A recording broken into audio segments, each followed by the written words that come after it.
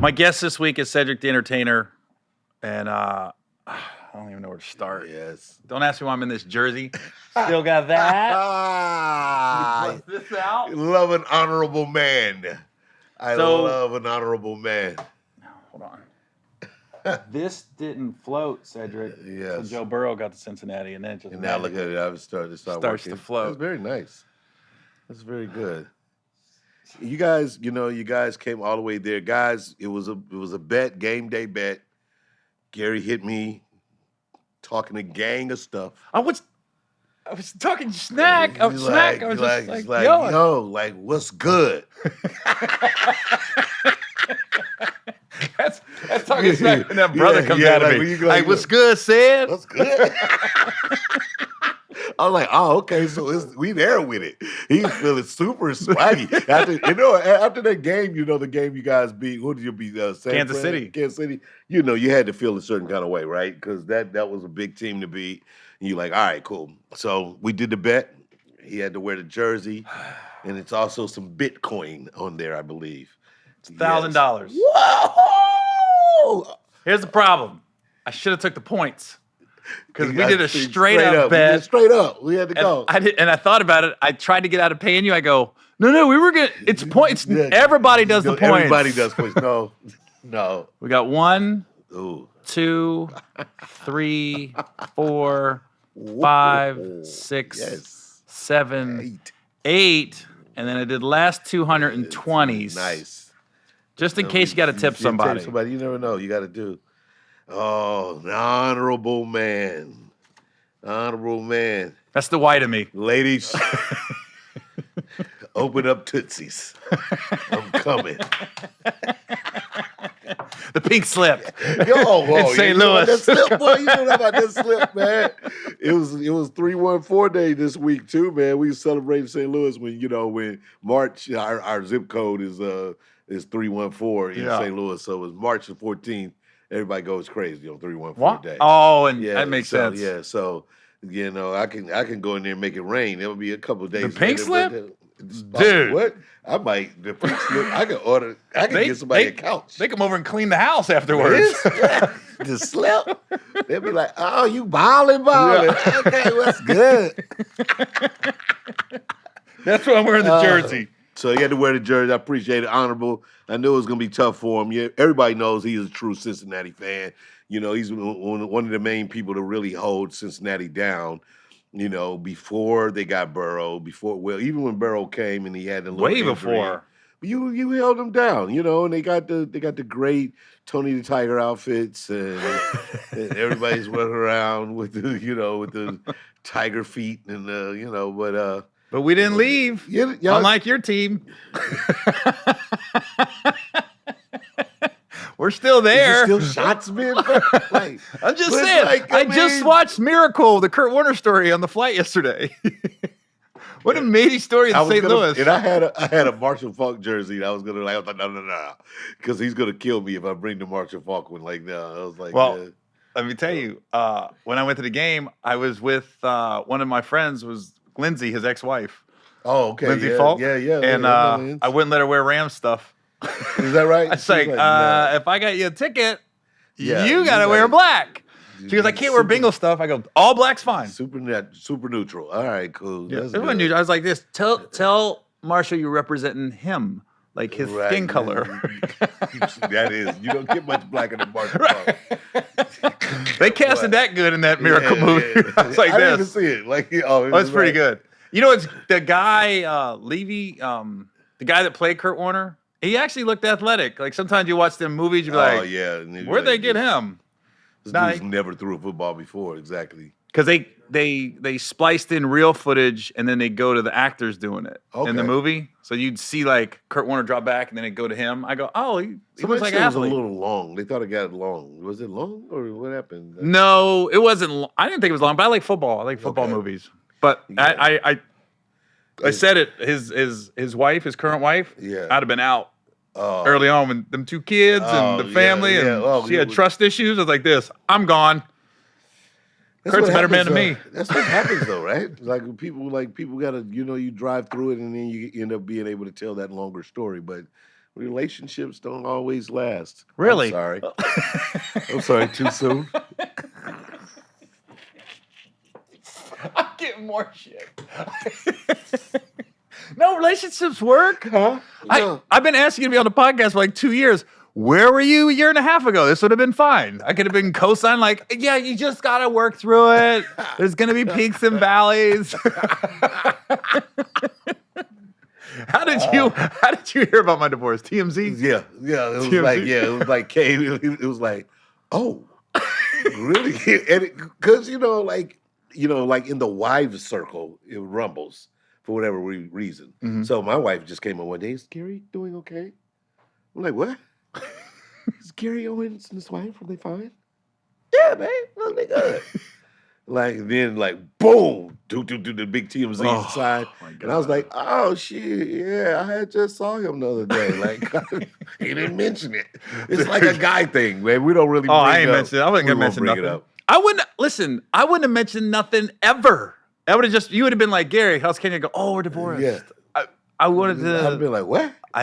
But it circles, and the wives are connected through this wife network, the Greater Night Wife Network circumstance. So they actually know, like, from one wife to the next, what's going on in that whole world. And I was like, and we're comics. We're just going to be out trying to have a good time and be fun. We're not really going to be talking about what's going on inside, not in our hearts. Yeah. We're not going to reveal our hearts to our friends. I don't think nobody knew.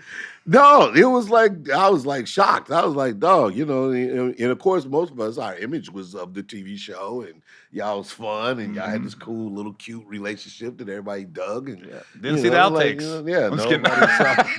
Nobody saw like, cut, whatever. Keep her in her dressing room. I'm just kidding. It wasn't like this is a reality show. You guys are in your house. Oh, yeah. Where's my trailer? You don't have one. It's your bedroom. I'm gone. Y'all let me know when you're gonna shoot me, and then I'll be here for my parts. But I ain't here for all that other bullshit. I got off stage. I was at Marco Island at Captain Brian's. Yeah. And I got off stage 2 shows that night. Got off at the first show. Literally, I just check your phone, you get to the green room, and I went, what the? It was just text messages, voicemails, and then it was all links. And I go, because we already been separated for a little bit. For a while, right? And that's the other thing. People don't know that part. So, and then when it comes out there, then it seems like so sudden for everybody else. It just happened. You got to deal with it, right? And it goes backwards, right? And then it brings out all the arguments because now the opinions get involved. And you're like, first we were cool and we was working it out. Now she ain't got fired back up, Yeah. Which happens. Then it gets a little, that's when it can. This is the most I've talked about it right now. Yeah, well, good. I'm glad to be your therapist, man. I'm glad you're like venting just a little bit. Yeah, is it final yet? Like anything? But be careful. No, not final yet. Yeah, don't say too much. I was saying, I'm like this. Yeah. Nope. I wonder if this $1,000 is gonna show up. Yeah. You gonna get a deposition. So did he have other thousands? We recorded this a year ago. When he pulled that out, I thought there were other thousands in his hands. I didn't see any other thousands. I'll be honest with you. No, he gave Sid 10. He's hiding 9. Yeah, he definitely got 9 more thousand. Like, no, that was not it. You notice those were $1,000 bills he gave him. Like, there's no. It's just like, oh, man, I'm in the deposition sweating like when Bill Duke on Minister Society, I'll be like, no, he gave it to me, but I didn't. You fucked up, right? No, you said that he gave you 1,000, but it was more than. Yeah. No. What I had said was we were sitting there. So first we were sitting there, and we was drinking great waters. That was it, and. The Waterloos, right? Waterloos. It was like Waterloos. He'd be like this. Why would he give you 800s and then 10 20s? What was in between the 20s? It looked a little thick. No.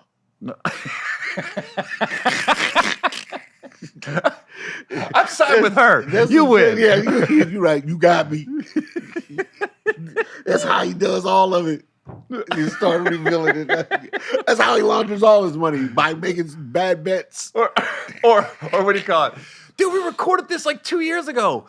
The Bengals were in the Super Bowl. No, we were just planning on it. Gary always planned that. It was a thought. It was a thought. Like he forecasted it. Dude, we got so many episodes of the Bengals winning, the Bengals lose. There's one where I'm giving him money just in case the Rams beat the Bengals. I'm sure it's in there. It's a file of it. It's definitely on a card. So, did you like? Somebody was telling me like, I was telling somebody when I was pulling out that little bit of cash. I go, yeah, I was Cedric, and they was like this. Was he was just on it because it's the Rams, or is it St. Louis? I go, well, think about it. Cedric grew up in St. Louis. Yeah. And then he moves to LA, and then they moved to LA. It's like they followed him. That's the easiest segue. They come to me. People in St. Louis were very upset that the Rams were leaving. I, for one, was like, oh, great, championship team. They came here. I'm here.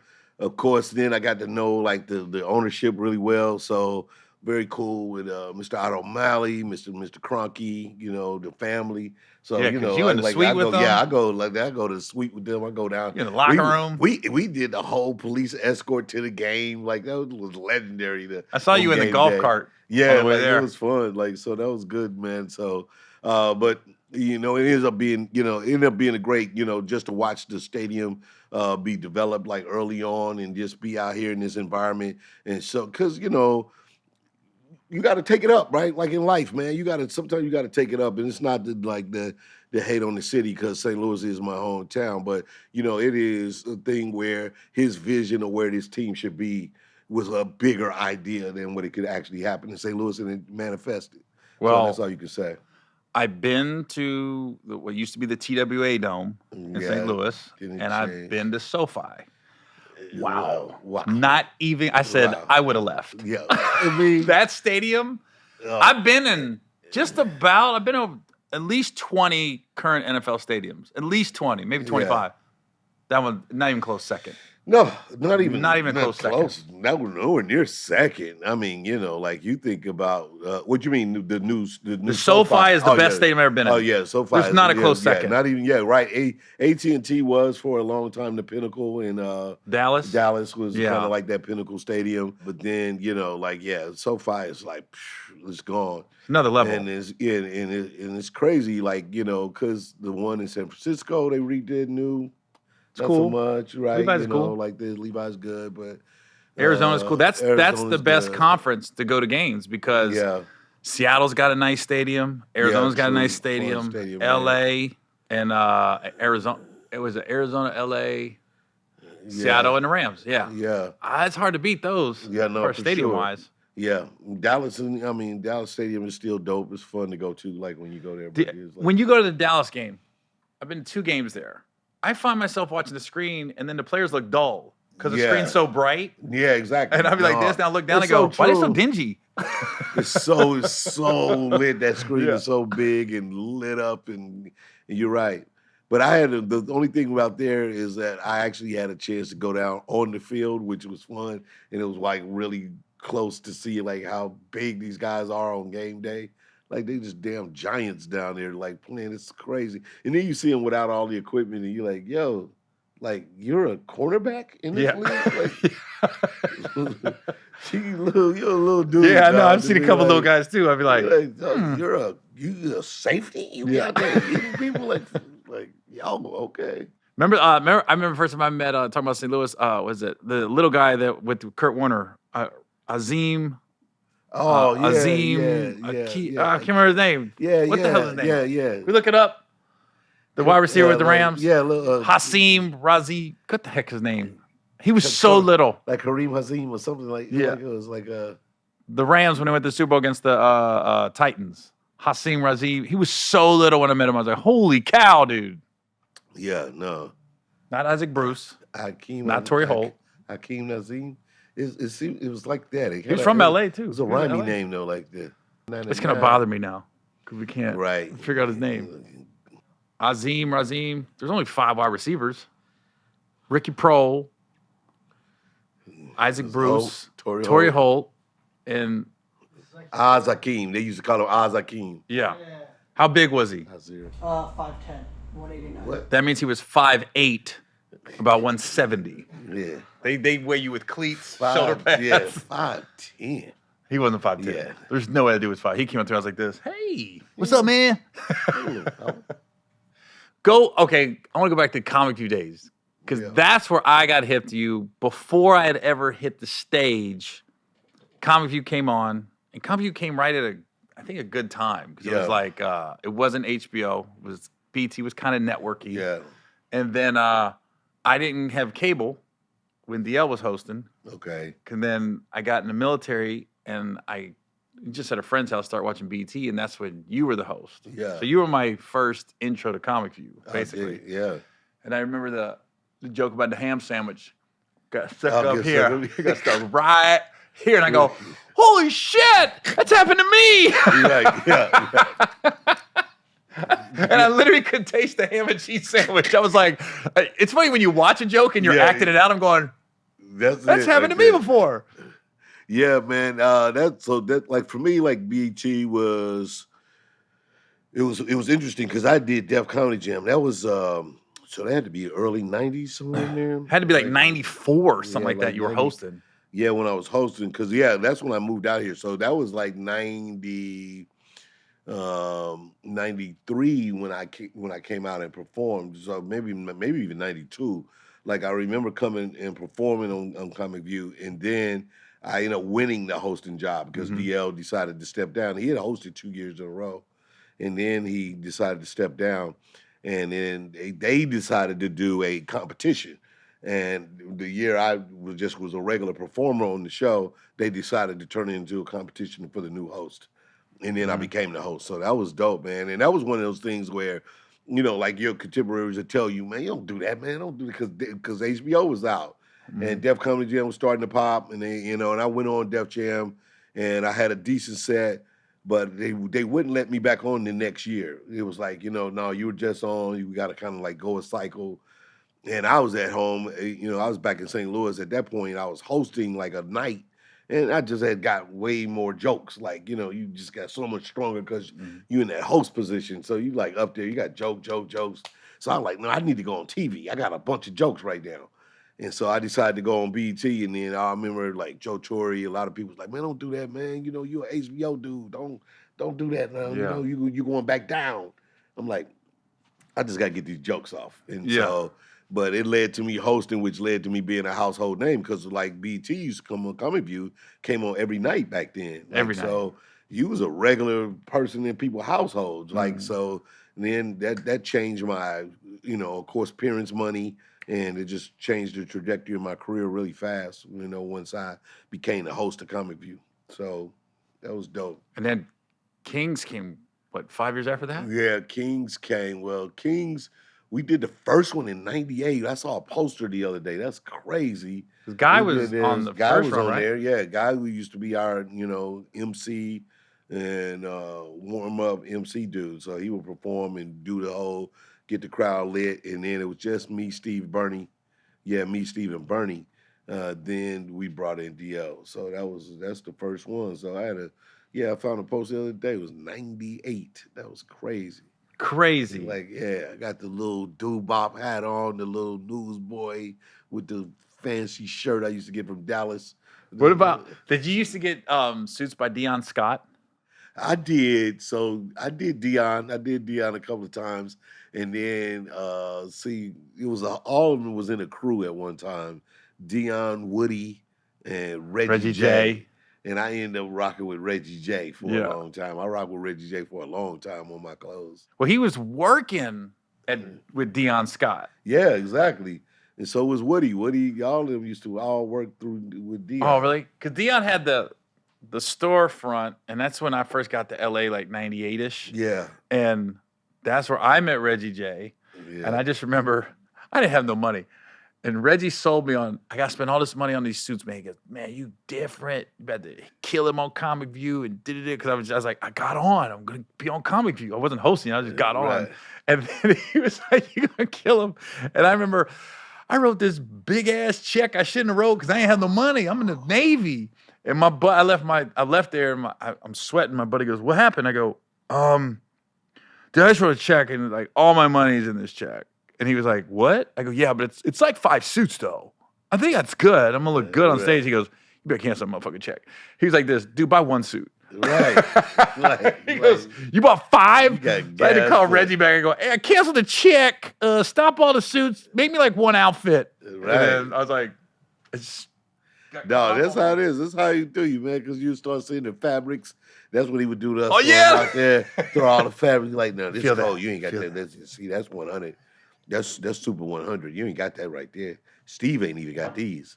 You know who ain't got this? Steve Harvey. Yeah. That was his move for me. Yeah, anything Steve ain't got, you like, yo, then you look up, we got the same damn suit on. I'm like, yo, man, stop Reggie.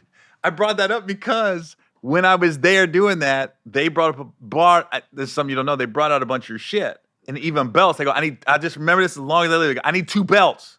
I'm taking it down to set. I need 2 belts. I think he was on like the Steve Harvey show at the time. That's how I remember. I was like this. How much are the belts? Yeah, the belts. The belts were. I need 2 belts. Dude, I'm taking it to set. I was like, yeah. Then he would do the shoes. He would like order the shoes from Maurice downtown. He'd come up with the whole shoes and the whole outfit, and you just steady writing checks all day long. Like, and it was twice a year for me because I would do a fall run and then a spring run. Yeah. And then of course, then if you get nominated for like a image award or something, then you got to get a tux. Yeah. You know? So it was like I got caught up for a little bit, and then I read George Clooney said, I've been on GQ's 10 best dress list for 10 years. He goes, and I got the same suit. I just changed the tie and the undershirt. And I was like this. Oh, get one good black suit, a good one. Yeah. Don't go cheap. Get a good one. You got to be kind of George Clooney sexy, too. Don't give me like, you know, everybody can't get away with that. like, I was like, yo, I had to kind of get, you know, I'm on the hefty side. Yeah. I got to get people to look at me like, okay, he's sexy for a big man. Like, I need to give you a few looks. But I saw that the other day, George Lopez, Seinfeld, they do that, you know, and I was like, you know, because I got to stressing out over what I was going to wear on stage one day, and I was just like, look, man, those guys are smart. Just got like black, nice white shirt, black shoe, gray shoes, simple uniformity, go out on stage. There it is, dog. Mm-hmm. Like, stop all that stressing out over everything. Like, I got to have the, you know, because with the Kings of Comedy, we competed, man. It was but that's the thing. You're different because that's one of the things you're like, what's Ced gonna be wearing? Yeah, like it was a whole fashion thing with us. Like everybody had to like, you know, compete on clothes. So you spend a lot of money on clothes, and you're like, okay. When you're on the road, like Kings of Comedy, are you guys calling each other like, who made that for you? You definitely, because you don't know. When somebody, you know, like got something different, you be like, oh, where you get that? And be like, oh, this my man from Chicago did this. Yeah. Oh, I got a new dude that do my shirt. He do my shirts perfect.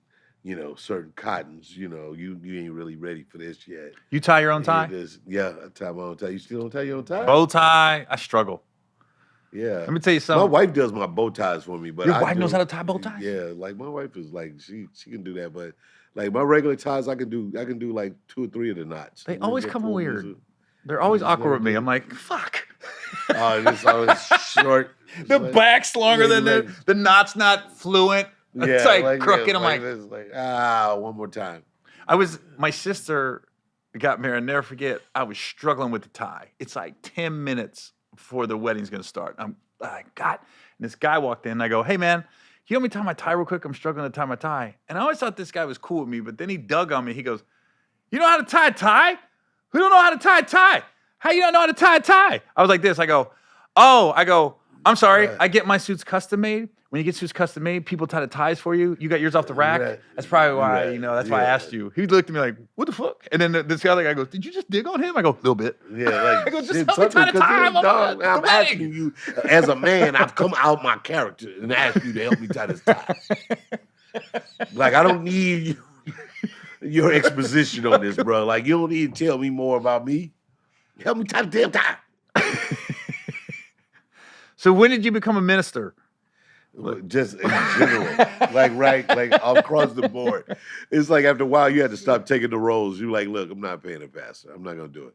But you know, I think like early on, of course, that was one of my big jokes. I used to do like the preacher going to McDonald's, and then I had like a preacher I had 19 preacher jokes, but that kind of came from being raised in the church, and you kind of you imitate these guys all the time, and so that became like this go-to bit that it works in the hood, like you can do any preacher joke and it's gonna work, and then it was just good material that I would go to that I could count on to deliver either a closer or a big joke in the middle of the show, but then it started to get casted a lot.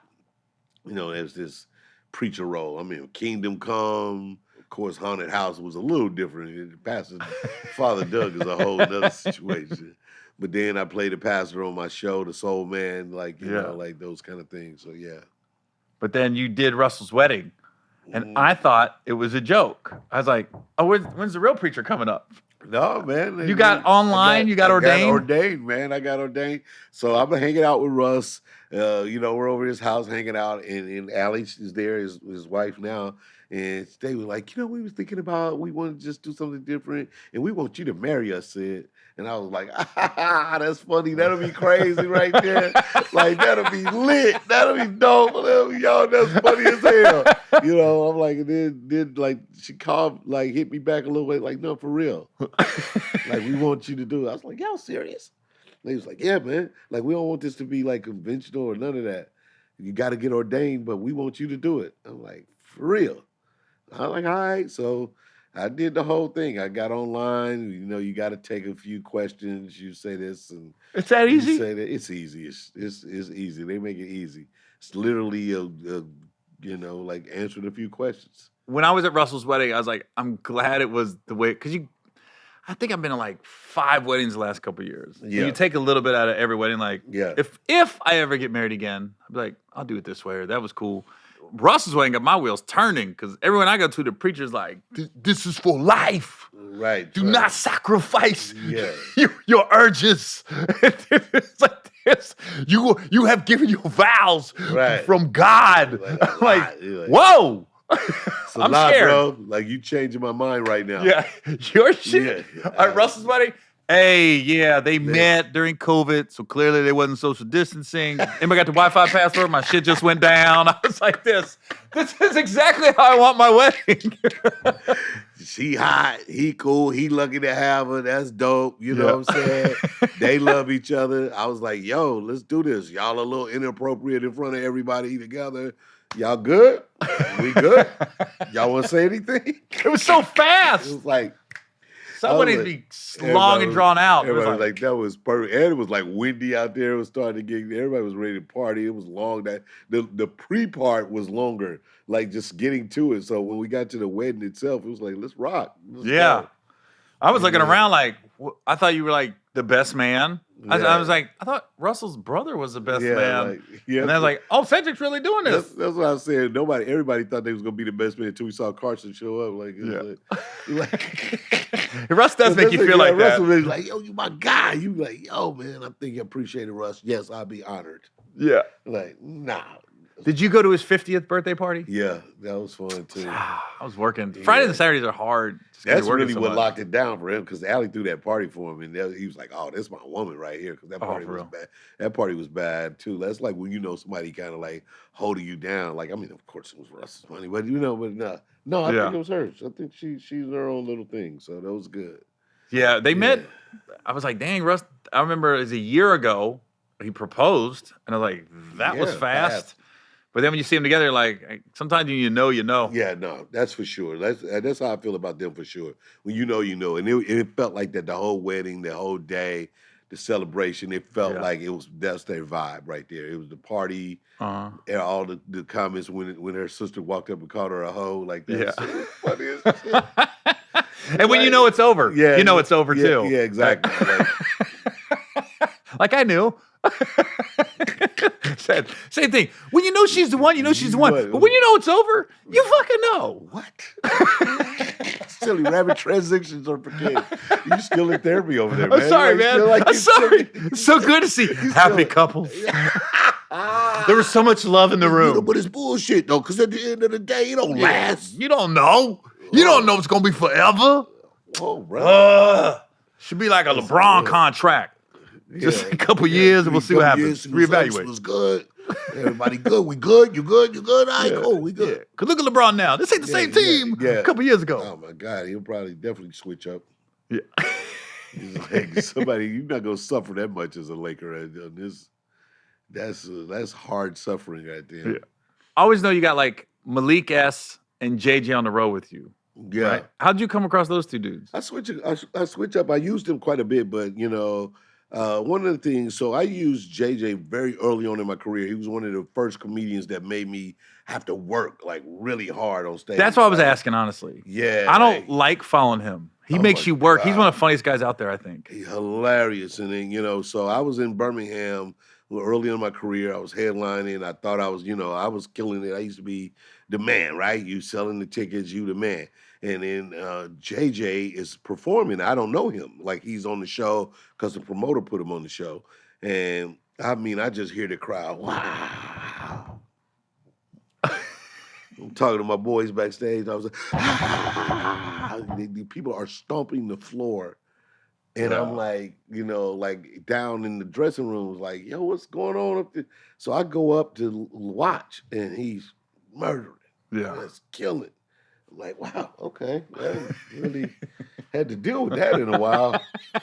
So, they introduced me, and I come out with the stick.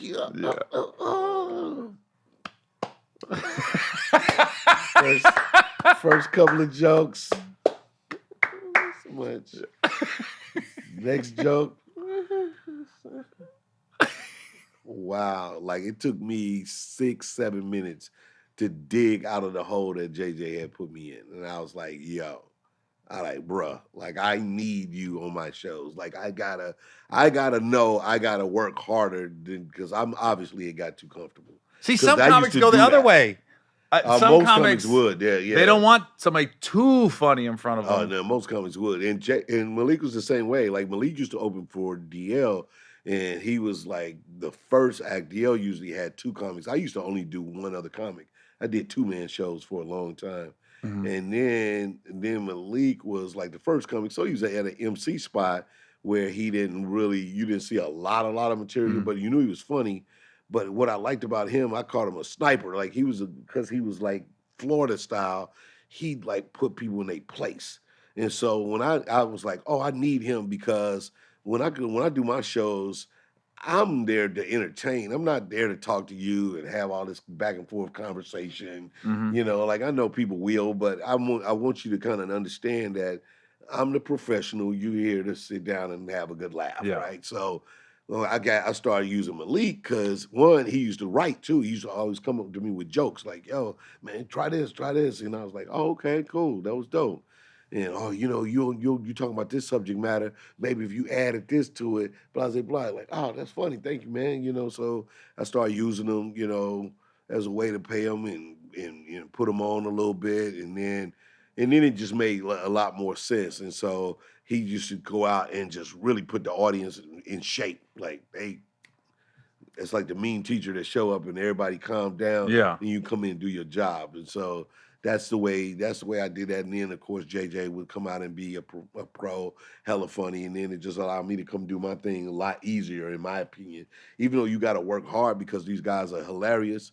But, I do use Jay Phillips. I use Rita Brent a lot. I use Sean Larkin sometimes. I use Howie crazy ass. I put a lot of people on, like, in front of me, what I'm saying? That would be... that was one thing. I love comedians too, so I just would put a lot of comedians on throughout my career. Like, so many people, like from Duval to Rodney Perry to, a lot of these guys, I'd have them go out. Damon Williams out of Chicago, funny dudes, man. People that's like, they cold on their own right, you know what I mean? Yeah. So, I saw you've been with JJ for so long. Yeah, that's man, many years. Yeah. He was just with me this past weekend. Yeah, and every time I worked with the same thing happened to me in Atlanta, Uptown, probably 2001 or something. He went up and did like a guest spot for like 5-10 minutes, and I was like, "What?" I was like, "This, yo, he's stealing." He came out the music I was gonna come out. You come up with every reason why you didn't kill that shit. I go, the JJ, I stepped on the stage with my right foot.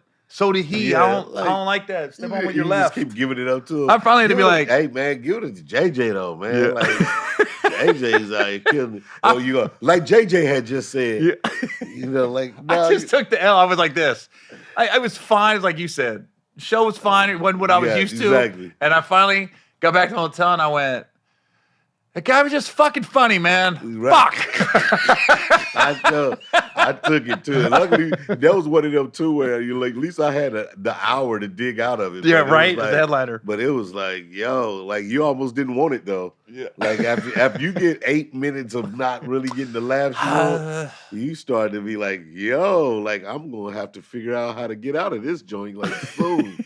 Like, no, I don't want that smoke, man. Yeah. That's why when I was like, that's why I was telling somebody, I was like, man, Seb has some funny motherfuckers going on before him. Man. Funny. Because when we did the New Year's Eve show.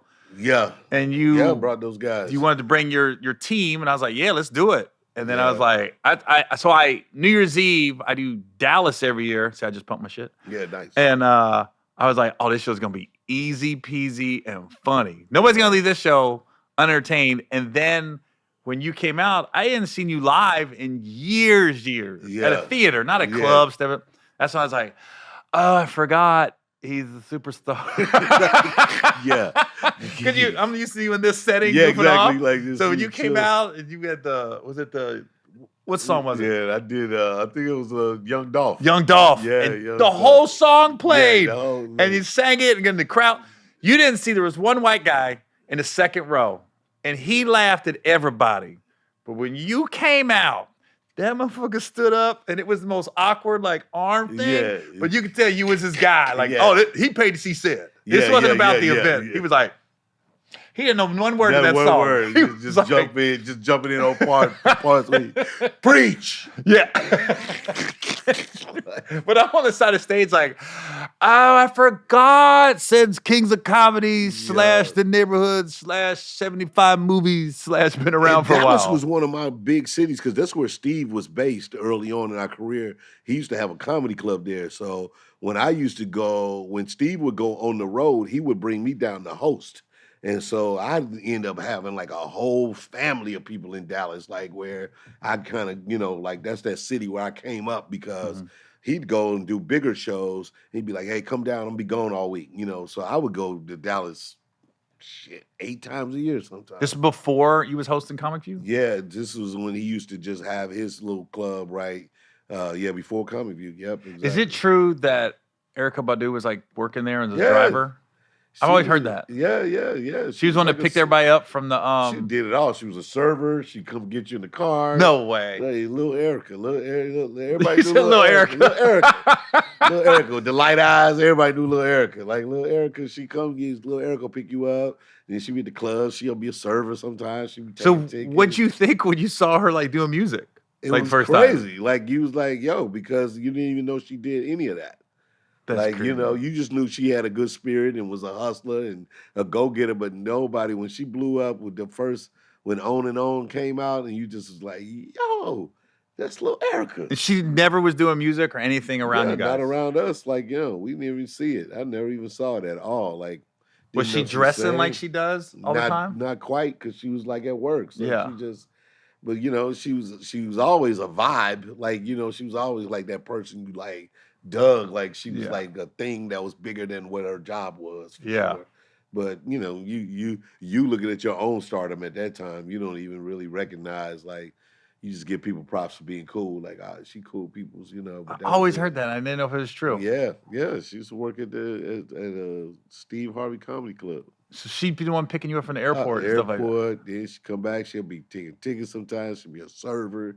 She did whatever. She was there grinding, like, That's crazy to me. Yeah, that's funny crazy. How life can be, man. Isn't it? Yeah. I'm not going to name no names. I'm not bringing up my past life. But before I was married, when I first got to L.A., I was talking to this chick, and she was a rapper. And I met her at the Century Club. Remember Century Club was jumping on Sundays? Used to be popping. Oh, and she got in I'll just never forget, I was sitting there, and she got in my ear, and I said, what do you do? And she goes, I rap. And I was like, what? You rap? And I just remember, she goes, yeah, you want me to rap for you? And she got in my ear, and she was like, I'll tell you I can't remember who it was, her name, but we could look it up after the show. She was rapping in my ear. I just remember I was like this. Here I am, like 22, 23 years old, white dude from Ohio, and I was like, she's going, I go, oh shit, yeah. And the whole time I'm going, are we gonna sleep together? Yeah, what's gonna smash? Yeah, you think about smashing a white guy on the first date? Let's do that. Let's give you something to write about. Let's give you a storyline. So it ended up being a good couple weeks with her. I'll just put it that way. Yeah. You don't know the rapper name? I know it. I'm not gonna say it on air. I'm not gonna put it out there. But I'll tell you off here. But it was like when I saw her on a video on BET, I go, oh shoot, she made it. That's crazy. I was like, no way. I used to smash it. I was like this. I gave her confidence. Yeah. Take the credit, baby. Oh shit. And then it was funny because I saw her like a couple years later in Atlanta on one of them music fests and all the rappers. Yeah. They were all staying at the hotel I was at. And then I saw her in the lobby and we just talked like, oh my God, I can see you again. Right, I was like, yeah. She came up. Yeah. Had you come up by then? Or you? I was like, hosting Comic View at the time. Okay, got it. So so it was like a little. Yeah, like, it was like everybody still in the game. I love that. Right? That was good, man. That was crazy, man. Mary J. Sorry, no, I'm just kidding. Rapper. I'm kidding. You be like, whoa, dude, that's a man. Mary J. That's an ace. That's what it is. Like, yeah, boy, you like, whoa. You get to say that. What? You get to say that, boy. No. I'm kidding. Yeah. Mary J. Johnson, she didn't make it. Yeah. Mary J. Johnson. Yeah, she was in Little City Girls before City Girls. Yeah, Little City Girls. Remember JJ Fad? Remember they had another group? Supersonic. Yeah, they had another group that was not them. This is BB Unfad. Yeah, you remember Ice Cube had a girl group. Yeah. Back when like hardcore rappers had girl groups. He's like, what? That's not a thing. Like, was it? Yeah. MC8 had a girl group. Yeah. It was Mac 10's sister. Yeah. You think about who ride bitches. When you first get to LA, and I tell people, man, my first year in LA, nobody would believe it. Because you remember Face? Oh, Big Face. Yeah, Big Face, yeah. The kickboxer dude. Yeah. You know, that was my roommate. Okay. I moved in with him in Bel Air in a house and didn't know what he did. Yes. When I say the shit I saw my first year, I was like, what? I was in it. Yeah. I told him, I said, I got to move out, dude. I'm trying to be a stand-up. I can't be around this. Never seen a guy in my life get girls like Face. In my life. And I'm talking, I've been around A-listers. Yeah. I've seen girls go nuts over dudes. I've seen them go nuts over R&B. Never seen a dude just be in the room. Nobody knows who he is and just leave with the baddest chick in the room every time. I was like this. How you do that? Yeah. Hey, man, you know. We still talk. Like he's in prison now, but we still talk and go visit him. And I'd be like, dude, I always tell him, never seen nothing like it, dude. I always be like, you're smashing guards. You got to be smashing some of the female guards. Yeah, you sure. That's just how he is. That's how he is. I go, you got to be smashing a female guard, dude. And how did you know him before? You said you ended up living with him. Remember Brian Russell for the Jazz? Yeah. Utah Jazz back in the day? Yeah, B-Rod. Face was bodyguarding for Brian. Okay. They was always hanging out at the Comedy Store on Tuesdays and then improvs on Mondays. Right. And then Face, this is how we like got cool. He'd always see me around. He always said I was funny. And then it was Monday and Thanksgiving's Thursday. And he goes, hey, man, what you doing for Thanksgiving? I said, nothing. He goes, why don't you come over to the crib? All right. I went to the crib. I didn't know the crib's in like Compton. And then I was like this. He goes, there's no real cell phones back then. Not everybody had them. Right. So I showed up on Thursday. He goes, you came? I said, you invited me. And he kept saying, I ain't never had no white boy in my house. This is crazy. I was just being polite, basically. I didn't really go show up. So I showed up. And then Brian would hire me to do like these little parties in Salt Lake. They would do. And then it just got cool. And then Face just goes, hey, man, I was living with Terrence. Remember guys from St. Louis? Yeah. Oh, yeah. Terrence Reynolds? Yeah. That's old way back, man. Yeah, I was living with Terrence in West Hollywood. We had a little rundown apartment. And Faye said, you want a house sit? I said, well, let me see the house. So I went to this fat ass house in Bel Air. I'm sitting here in a little 2-bedroom apartment in West Hollywood off Lankershim. And I was like, yeah, I got a house sit. So I came back and my rent was $350 a month with Terrence. So I gave him $700. I go, here's this month, here's next month. Find a new roommate. I didn't leave him hanging, but gave him 2 months rent. Right. And then I moved in with Face, and that was it. People thought it was my house because he had nothing in it. It was just a big house with nothing in it. So I started putting my pictures up. He was never there. And whose house was it? He was renting it, and then we had to get rid of it to get out. No one never said. There'd be some seedy characters showing up sometimes. Sure. Like I had a deadbolt padlock on my door, my bedroom door. That was my stuff. Like I had the key, had to get it. He did too. I just was following his lead. I got a locksmith came out and said, hey, I need to put a padlock on my door because you never know who was showing up. I was like, these guys are off the grid. Some of these people come to the house. Yes, exactly. But he did the coldest thing I'd ever seen anybody do. Was like, I was leaving to go shoot Held Up with Jamie Foxx in Canada. Yeah. It's my first movie. I'm all geeked up. Now Face is geeked up. I go, dude, I got a movie, right? The night before I left, Face, one of his girls was over, and he goes, hey, man, my boy's leaving tomorrow. Go shoot this movie, man. Why don't you take care of him? And she was like, no, I want to be with you. I'm not with him. And I'm sitting there going, no, it's cool. I don't want that. He goes, hey, whatever you do with him ain't got shit to do with us. We good. And she was like, well, okay. And I was like this, what the fuck? Yeah, I've never heard that. I was like, no. I don't want to sleep with nobody. I don't want to sleep with me. I didn't sleep with her, but I was like, she was going to. She's like, yeah. But the coldest shit was, hey, whatever you do with him ain't got shit to do with us. We good. I was like, okay. I go, what kind of Jedi mind trick was that? Makes sense.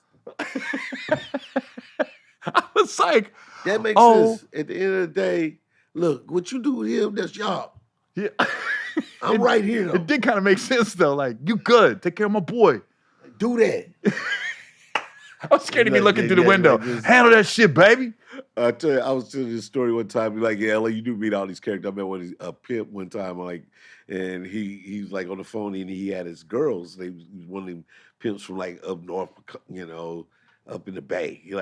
So he's like, hey, I'm gonna go offline. I'm gonna let you talk to these hoes one time, man, because they'll love to meet a real OG, Mr. The Entertainer, So I'm like, what year is this? This is probably 2001. Oh wow. Right? So I'm like, cool. So I'm Kings of Comedy, everything cool. We sit at La Petite on Sunset. So he's like, yo, I'm gonna go. So he calls, hey, bitches, I'm gonna go offline. Y'all bitches go offline. Y'all can talk to Cedric The Entertainer. Okay? You know, this is why everybody think they can be a pimp. You like, your mind like, oh, I can pimp me some bitch. I'll pimp some bitch. So I get on the phone. I'm like, hello, ladies. How y'all doing? Hello, ladies. How y'all doing? What's up? It said. Quiet. Ladies, what's going on? He's like, say, talk to them hoes like they some bitch. They don't know. They don't understand that language. I was like, what? He's like, they don't understand that language. So I was like, hey, bitch, what's up? This said, oh my God. Like, yeah, they really smart. I was like, what you hoes doing? Like, boom.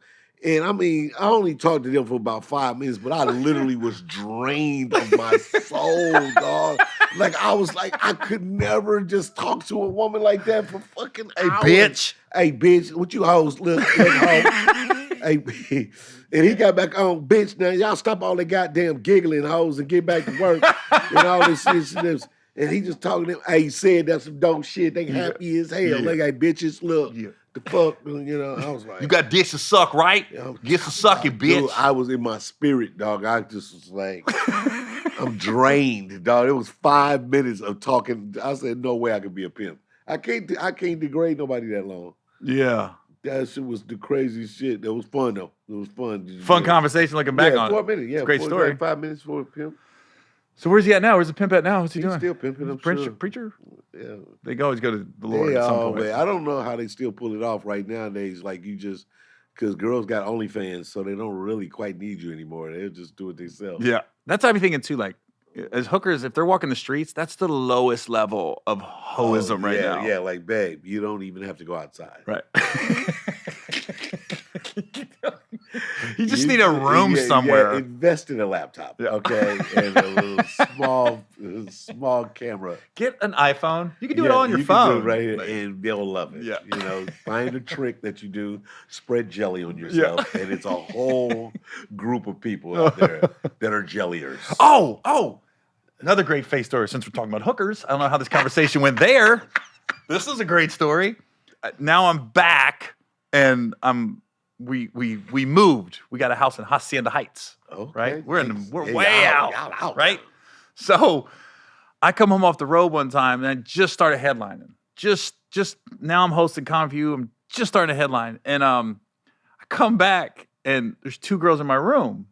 And they're both bad, right? And I go, what? I open the door, and literally I was like at a hotel. I closed the door, like, this is my house, right? I open the door back up, and they go, oh, sorry. We thought you were coming home tomorrow. I go, what? So I go to Face, and I was like, yo, man, what's up with the girls? He goes, oh, they're my friends, man. They're from Vegas. They out here working. I'm just looking out for them and stuff. Basically, hookers out here working, right? Because I'm looking out for them. He goes, I thought you was going to be home tomorrow, but I got to get him out. I was like, yeah, that'd be great, you know? He goes, but I mean, he was like, this is exactly what he said. He goes, but I mean, wine things, let me know, man. They here, you know? I was like this. What do you mean? I get a sample or something? And I get in my room set, and I'm like, now I'm pissed because they're in my personal space. And I'm like, motherfuckers, man, in my space. And I can't stand on the face because I'm scared of them. So I'm like this. Fuck it, man, shit. And then I looked at my room, I go, my room smells amazing. Well, I looked in my closet. These motherfuckers did my laundry, folded my shit like some OCD shit. Right. Bed smelled amazing. I was like, they clearly wasn't fucking in this bed. Right. Like, I looked around, I go, they cleaned the fuck out of my room. Nice girls. Look, I don't know where they at, but thank you. Thank you. My room, they made my bed like it looked like a Four Seasons where they folded my sheet down. I was like, the fuck? Is that a chocolate? Literally, I left them there. I said, let us clean up and we'll get out of your room. Like, half hour later, I was like, holy fuck, yeah, come back. Did you do my hand towel as a swan?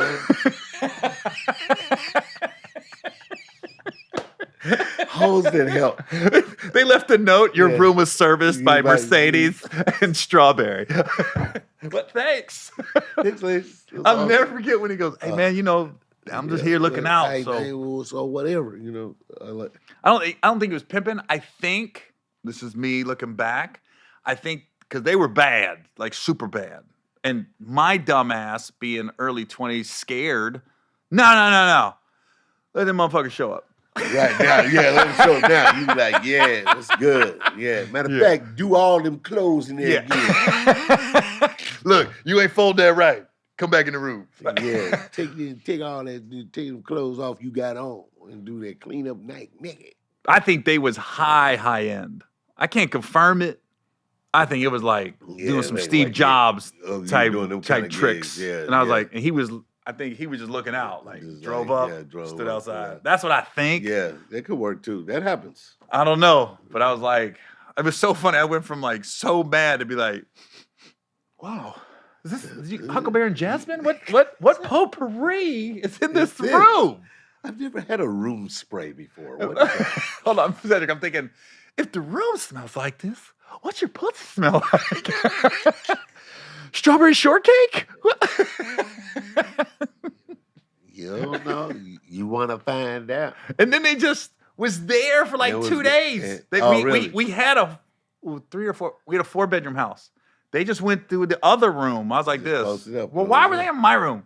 Because I think it was the second biggest room and it had a bathroom in it. Yeah. So and the back door led to the pool. So you could I had a door in my room. You could just walk out and you're at the pool. Be right at the pool. I think that's what they did. They just and I think they didn't think I was home. Yeah. Well, then, you know, if you're gonna high-end hoe it, then you're gonna pick the next best room. Hacienda Heights. Hey, baby. All the high-end hoes up there.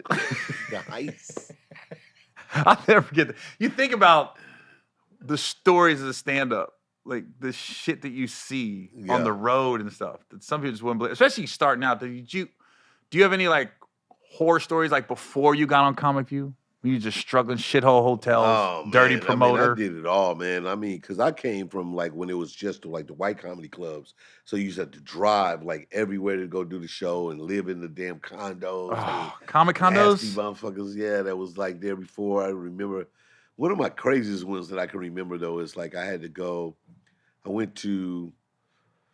I had to drive to Dallas. I did like a run where I came to California and I flew. I came back and I had to drive to Dallas. And it was 10 hours. I drove down from St. Louis, got down there, and the promoter so it was a comedy club and it was a new owner, an independent owner. They had bought the club out and no longer was with corporate and was like, yo, we don't need you. We don't need you because we got our own opening acts.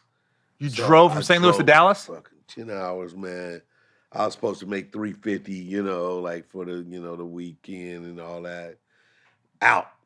So I'm down there like stuck like Chuck. And I had got, lucky. I used to date a girl. She was a flight attendant. She had an apartment. She was like, I come through, of course, now, but she was going to let me stay there at the beginning. So when I pulled up, I took her out to eat. I spent my money I got on me thinking I'm going to make this $350. And I don't find out till the next day that they're not going to use me. I'm like, oh, shit, now I ain't got no money. I'm stuck down here. And then I ended up going to Steve. Steve had a little club called Buku Ray with a group of guys. And then I ended up doing that club. Steve ended up sliding me $200. I get home. I drive back. My car breaks down. I got a show in I got a show in Little Rock. I do a show in Little Rock. I'm on stage. Group of rednecks in there. I'm doing my thing. Straight up N-word gets thrown. I'm like from the audience? Myself. Yeah. Like these guys, and they like, and the thing is that, in your mind, you think like you'll handle racism like head on, you'll just attack it. But then you could just tell these were some real rowdy boys. Like they was for real rowdy.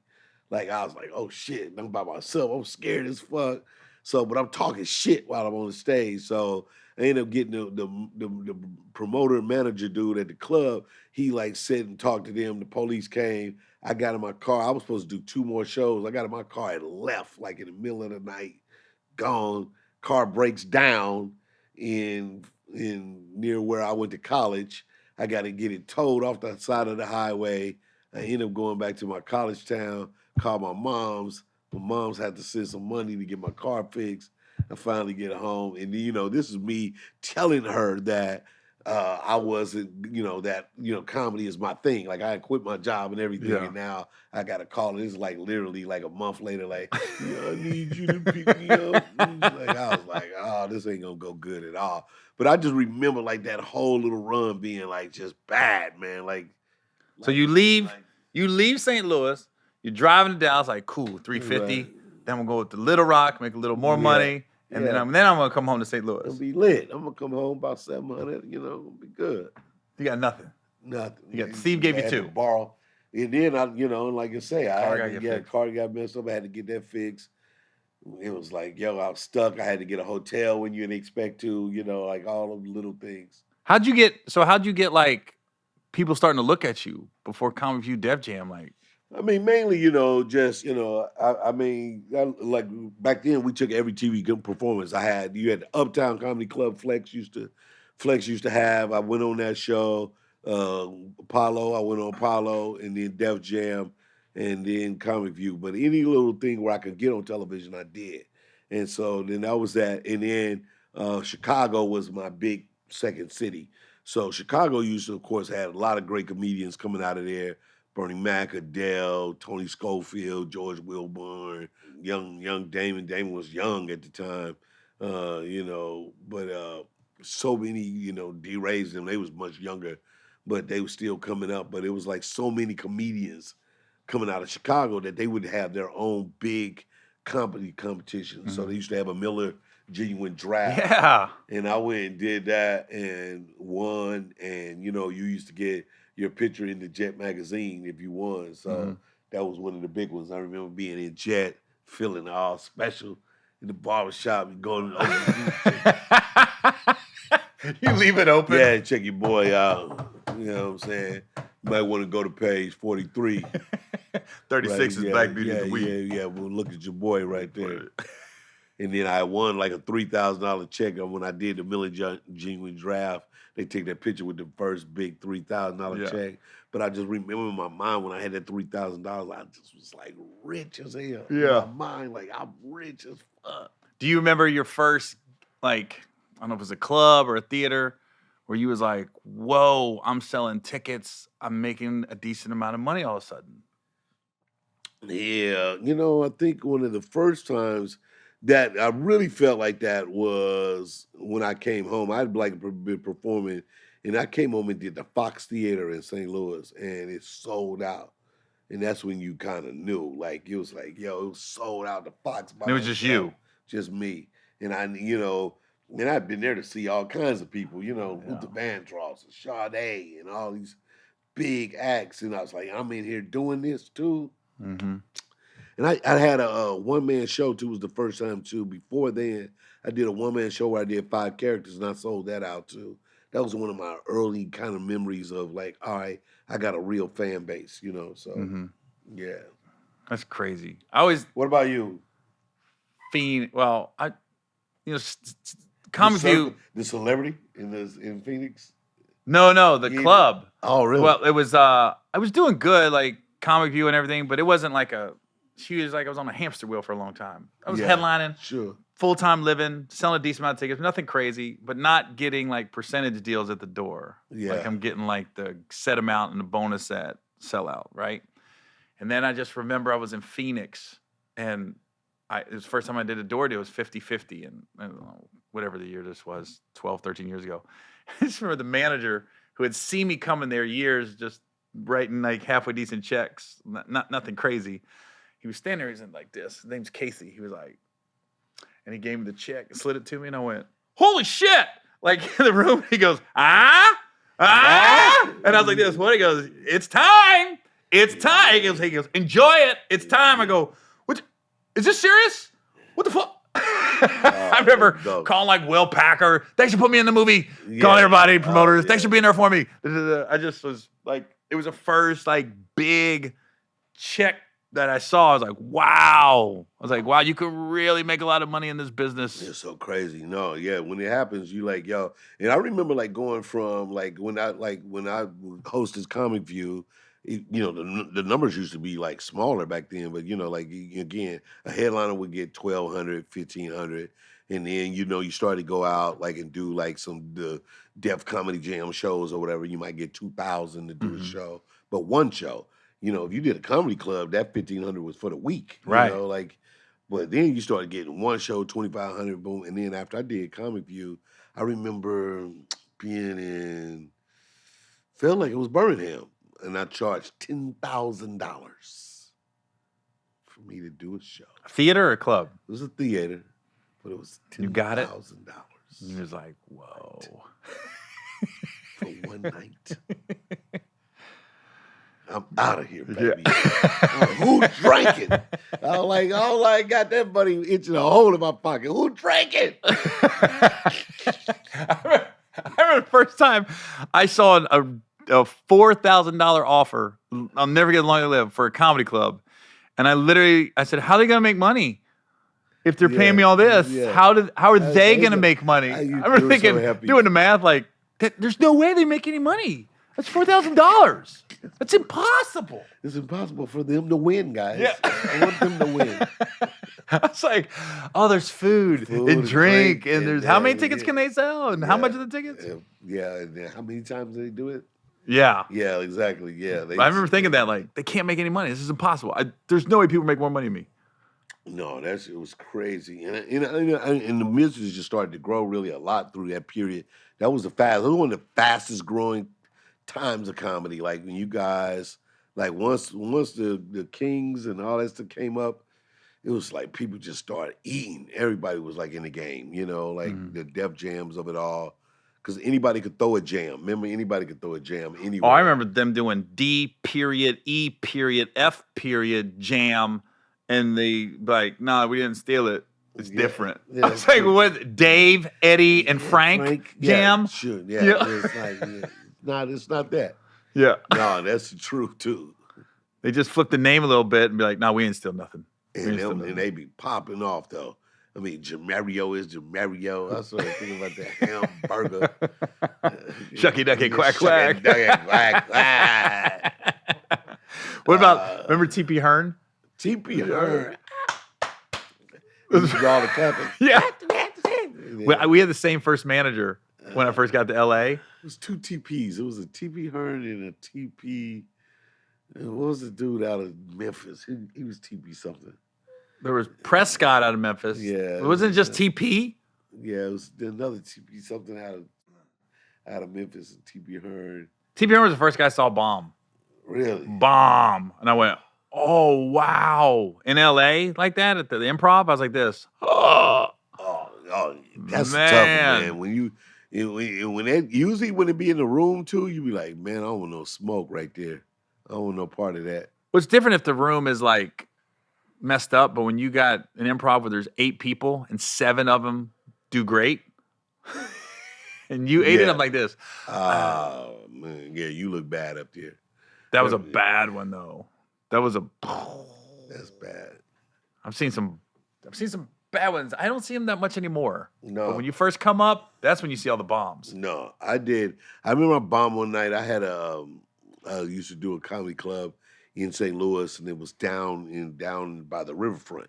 And I charged all this money for people to come see me. And, it was like, all right, cool. And I got out there, and I don't know.